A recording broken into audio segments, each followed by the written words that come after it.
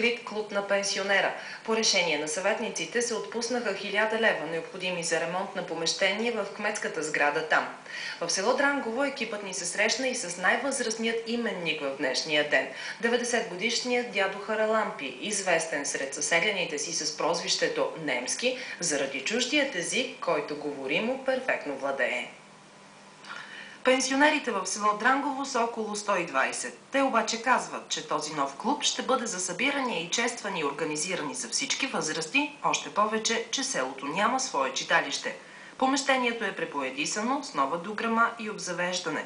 На символични цени възрастните хора ще могат да пият безалкохолни кафе и чай, да бъдат заедно и да обсъждат актуалните теми от живота и политиката днес.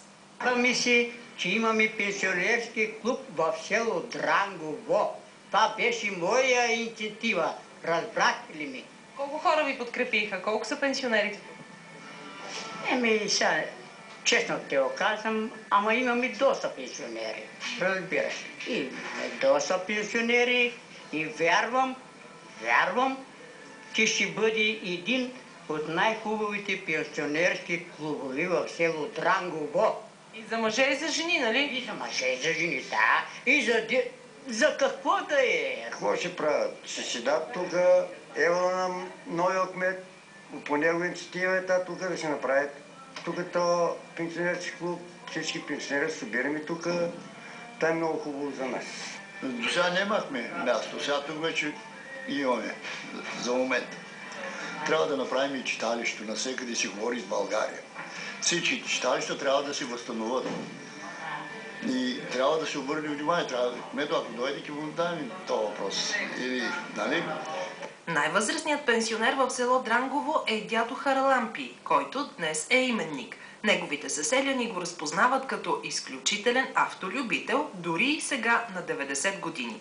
Само допреди месеци лично е управлявал автомобила си, марка Трабант, закупен скъпичко преди много години. В момента обаче дядо Харалампи няма акумулатор за Трабанта и затова шофирането му е в застой. Той е ветеран от войната, а на фронтовата линия успява да научи говоримо немски език. До днес чете на чуждия език, представя се и пред екипът ни на немски. По немски се вика майне наме хич Харалампи. Значи по немски. Чета всичко по печатното немско. Ама така забравих да... Иначе печатно чета, а ръкописно не. Къде научи този език, дядо Харалампи? Какво? Къде го научи езика? Бе войник от Гърция. 4 години беме с 42-та, 43-та и 44-та с германците окупационни войски. Аз ги уча на български, те ме уча на немски. Имаш Трабант, който си обичаш много? Имам. И ябата ми стои и Трабант. До вчера карах. Какъв е проблем? Учите нещо, че ние обаче оправи ги очите, пък друго нещо се явява, така желая още да карам, ама надали вече. Очите гледам иначе, ама шо файда? Шом си на 90 години. Тази кола от кога я имаш, Трабант? Колата от кога я имаш? От 77 година. 5000 лева и 300 лева взимах тогава. 5300? Сега 5 ти вземеш каква кола западна. И Запорожец имах и Трабания. Никога ли не си искал да ги продадеш?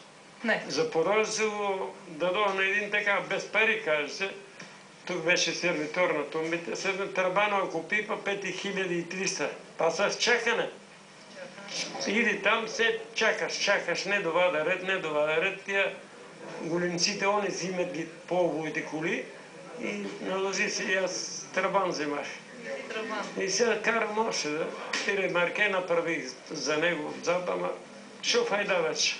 Дядо Харалампи и на 90 години пие по 3 кафета на ден. Никога не е пушил, не консумира и алкохол. Обича да похапва обаче тлъстичко и десерти. Радва се от сърце за открития клуб на пенсионера, където обещава да прекарва повечето време от деня си. За да бъдат в течение на случващото се в страната и света, от общинска администрация подариха телевизор на пенсионерите в село Дрангово, а съветници предвидливо донесоха от свое име кафе-машина.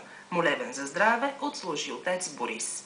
Спаси Господи люди Твоя и благослови достояние Твое, поведи православному българскому народу, на съпротивния даруяй и поет съхраняй.